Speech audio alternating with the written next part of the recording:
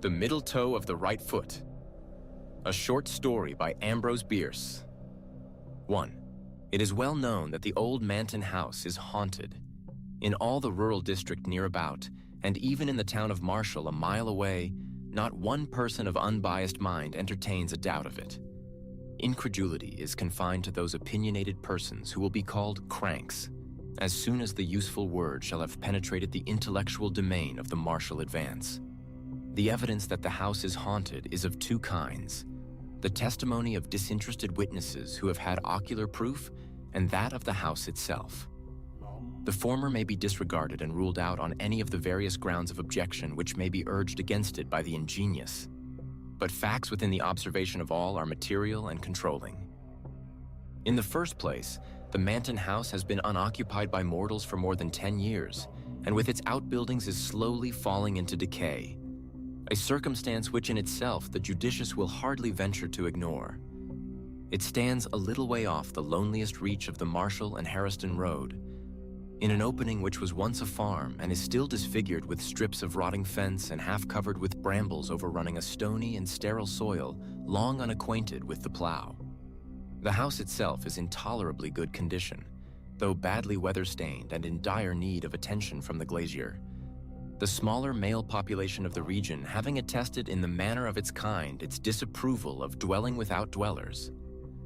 It is 2 stories in height, nearly square, its front pierced by a single doorway flanked on each side by a window boarded up to the very top.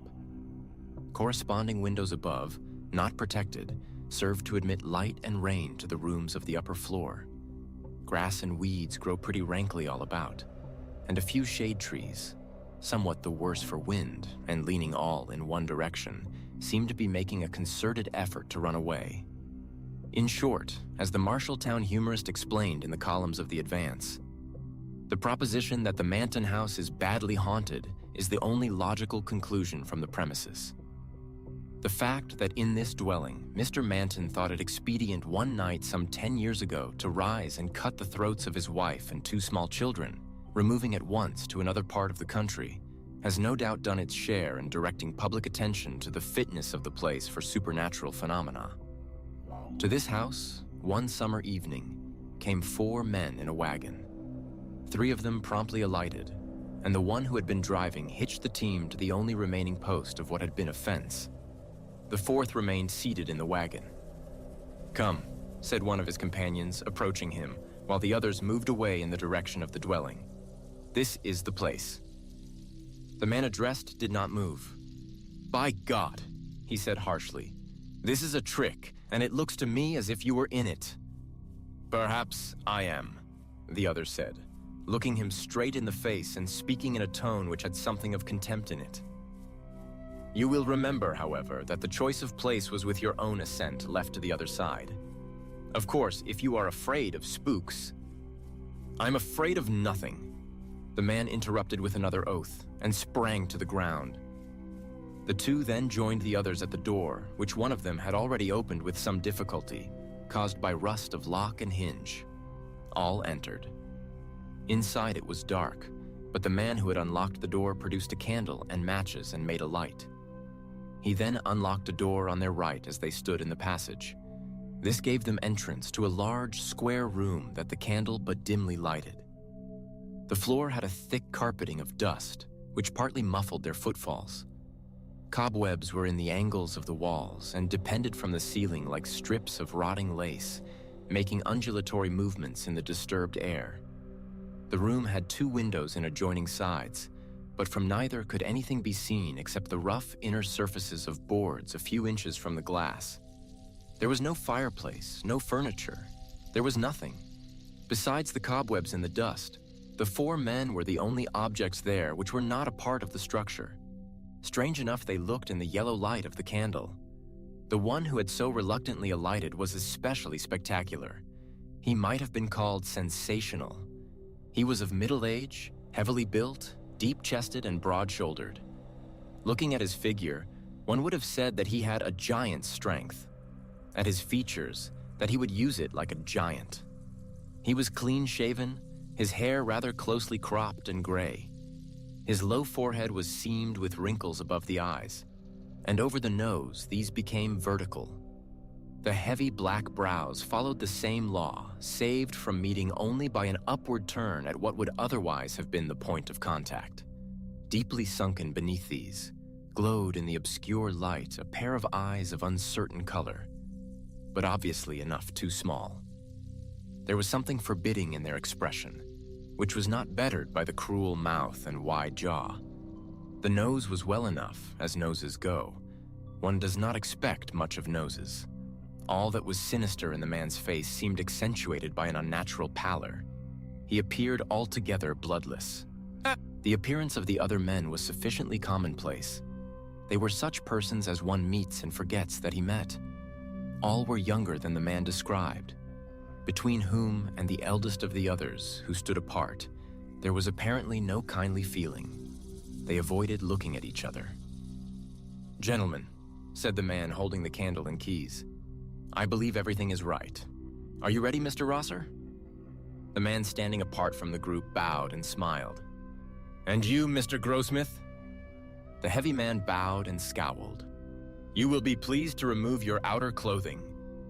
Their hats, coats, waistcoats, and neckwear were soon removed and thrown outside the door in the passage. The man with the candle now nodded, and the fourth man, he who had urged Grossmith to leave the wagon, produced from the pocket of his overcoat 2 long, murderous-looking Bowie knives, which he drew now from their leather scabbards. "They are exactly alike," he said, presenting one to each of the 2 principals. For by this time, the dullest observer would have understood the nature of this meeting. It was to be a duel to the death. Each combatant took a knife, examined it critically near the candle, and tested the strength of blade and handle across his lifted knee. Their persons were then searched in turn, each by the second of the other. "If it is agreeable to you, Mr. Grossmith," said the man holding the light, "you will place yourself in that corner." He indicated the angle of the room farthest from the door, whither Grossmith retired, his second parting from him with a grasp of the hand which had nothing of cordiality in it.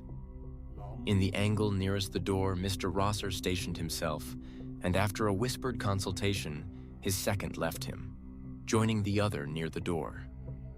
At that moment, the candle was suddenly extinguished, leaving all in profound darkness. This may have been done by a draft from the open door. Whatever the cause, the effect was startling.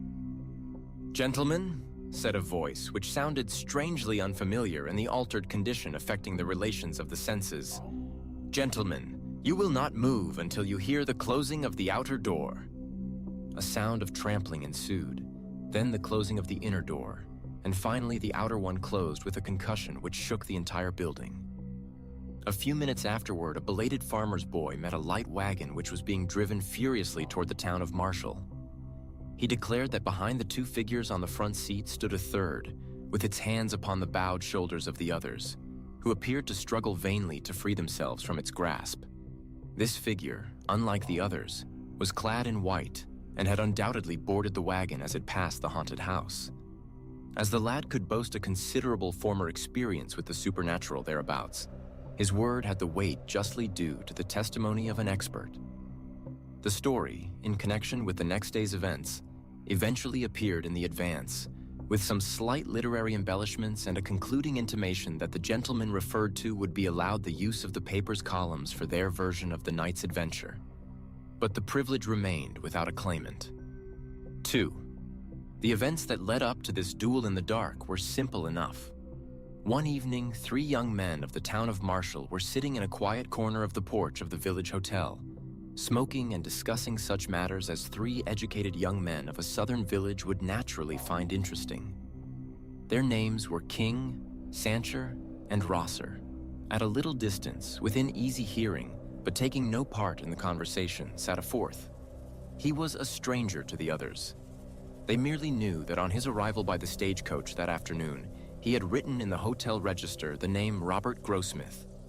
He had not been observed to speak to anyone except the hotel clerk. He seemed indeed singularly fond of his own company, or as the personnel of the Advance expressed it, grossly addicted to evil associations. But then it should be said in justice to the stranger that the personnel was himself of a too convivial disposition fairly to judge one differently gifted, and had, moreover, experienced a slight rebuff in an effort at an interview. "I hate any kind of deformity in a woman," said King, "whether natural or acquired. I have a theory that any physical defect has its correlative mental and moral defect." "I infer, then," said Rosser gravely, "that a lady lacking the moral advantage of a nose would find the struggle to become Mrs. King an arduous enterprise." "Of course you may put it that way," was the reply. "But seriously, I once threw over a most charming girl on learning quite accidentally that she had suffered amputation of a toe. My conduct was brutal, if you like. But if I had married that girl, I should have been miserable for life and should have made her so." "Whereas," said Sancher with a light laugh, "by marrying a gentleman of more liberal views, she escaped with a parted throat?" "Ah, you know to whom I refer? Yes, she married Manton, but I don't know about his liberality. I'm not sure, but he cut her throat because he discovered that she lacked that excellent thing in woman, the middle toe of the right foot." "Look at that chap," said Rosser in a low voice, his eyes fixed upon the stranger. That chap was obviously listening intently to the conversation. "Damn his impudence," muttered King. "What ought we to do?" "That's an easy one," Rosser replied, rising. "Sir," he continued, addressing the stranger, "I think it would be better if you would remove your chair to the other end of the veranda. The presence of gentlemen is evidently an unfamiliar situation to you." The man sprang to his feet and strode forward with clenched hands, his face white with rage. All were now standing. Sancher stepped between the belligerents. "You are hasty and unjust," he said to Rosser. "This gentleman has done nothing to deserve such language." But Rosser would not withdraw a word. By the custom of the country and the time, there could be but one outcome to the quarrel. "I demand the satisfaction due to a gentleman," said the stranger, who had become more calm. "I have not an acquaintance in this region. Perhaps you, sir," bowing to Sancher, "will be kind enough to represent me in this matter." Sancher accepted the trust. Somewhat reluctantly, it must be confessed, for the man's appearance and manner were not at all to his liking. King, who during the colloquy had hardly removed his eyes from the stranger's face and had not spoken a word, consented with a nod to act for Rosser, and the upshot of it was that, the principals having retired, a meeting was arranged for the next evening. The nature of the arrangements has been already disclosed. The duel with knives in a dark room was once a commoner feature of southwestern life than it is likely to be again. How thin a veneering of chivalry covered the essential brutality of the code under which such encounters were possible, we shall see. 3. In the blaze of a midsummer noonday, the old Manton house was hardly true to its traditions. It was of the earth, earthy. The sunshine caressed it warmly and affectionately, with evident disregard of its bad reputation. The grass greening all the expanse in its front seemed to grow, not rankly, but with a natural and joyous exuberance, and the weeds blossomed quite like plants, full of charming lights and shadows and populous with pleasant-voiced birds. The neglected shade trees no longer struggled to run away, but bent reverently beneath their burdens of sun and song. Even in the glassless upper windows was an expression of peace and contentment due to the light within. Over the stony fields, the visible heat danced with a lively tremor incompatible with the gravity which is an attribute of the supernatural. Such was the aspect under which the place presented itself to Sheriff Adams and 2 other men who had come out from Marshall to look at it. One of these men was Mr. King, the sheriff's deputy. The other, whose name was Brewer, was a brother of the late Mrs. Manton. Under a beneficent law of the state relating to property which has been for a certain period abandoned by an owner whose residence cannot be ascertained, the sheriff was legal custodian of the Manton farm and appurtenances thereunto belonging. His present visit was in mere perfunctory compliance with some order of a court in which Mr. Brewer had an action to get possession of the property as heir to his deceased sister. By a mere coincidence, the visit was made on the day after the night that Deputy King had unlocked the house for another and very different purpose. His presence now was not of his own choosing. He had been ordered to accompany a superior, and at the moment could think of nothing more prudent than simulated alacrity in obedience to the command. Carelessly opening the front door, which to his surprise was not locked, the sheriff was amazed to see, lying on the floor of the passage into which it opened, a confused heap of men's apparel.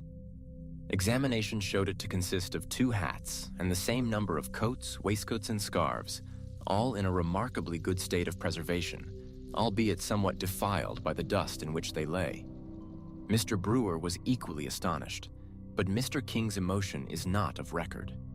With a new and lively interest in his own actions, the sheriff now unlatched and pushed open a door on the right, and the 3 entered. The room was apparently vacant. No, as their eyes became accustomed to the dimmer light, something was visible in the farthest angle of the wall. It was a human figure, that of a man crouching close in the corner. Something in the attitude made the intruders halt when they had barely passed the threshold. The figure more and more clearly defined itself. The man was upon one knee, his back in the angle of the wall, his shoulders elevated to the level of his ears, his hands before his face, palms outward, the fingers spread and crooked like claws. The white face turned upward on the retracted neck had an expression of unutterable fright, the mouth half open, the eyes incredibly expanded. He was stone dead. Yet, with the exception of a Bowie knife, which had evidently fallen from his own hand, not another object was in the room. In thick dust that covered the floor were some confused footprints near the door and along the wall through which it opened. Along one of the adjoining walls, too, past the boarded-up windows, was the trail made by the man himself in reaching his corner. Instinctively in approaching the body, the 3 men followed that trail. The sheriff grasped one of the outthrown arms. It was as rigid as iron, and the application of a gentle force rocked the entire body without altering the relation of its parts. Brewer, pale with excitement, gazed intently into the distorted face. "God of mercy," he suddenly cried, "it is Manton." "You are right," said King with an evident attempt at calmness. "I knew Manton. He then wore a full beard and his hair long, but this is he." He might have added, "I recognized him when he challenged Rosser. I told Rosser and Sancher who he was before we played him this horrible trick. When Rosser left this dark room at our heels, forgetting his outer clothing in the excitement, and driving away with us in his shirt sleeves. All through the discreditable proceedings, we knew whom we were dealing with, murderer and coward that he was." But nothing of this did Mr. King say. With his better light, he was trying to penetrate the mystery of the man's death. That he had not once moved from the corner where he had been stationed. That his posture was that of neither attack nor defense. That he had dropped his weapon. That he had obviously perished of sheer horror of something that he saw. These were circumstances which Mr. King's disturbed intelligence could not rightly comprehend. Groping in intellectual darkness for a clue to his maze of doubt, his gaze, directed mechanically downward in the way of one who ponders momentous matters, fell upon something which there, in the light of day and in the presence of living companions, affected him with terror. In the dust of years that lay thick upon the floor, leading from the door by which they had entered, straight across the room to within a yard of Manton's crouching corpse, were 3 parallel lines of footprints. Light but definite impressions of bare feet, the outer ones those of small children, the inner a woman's. From the point at which they ended, they did not return. They pointed all one way. Brewer, who had observed them at the same moment, was leaning forward in an attitude of rapt attention, horribly pale. "Look at that," he cried, pointing with both hands at the nearest print of the woman's right foot, where she had apparently stopped and stood. "The middle toe is missing. It was Gertrude." Gertrude was the late Mrs. Manton, sister to Mr. Brewer,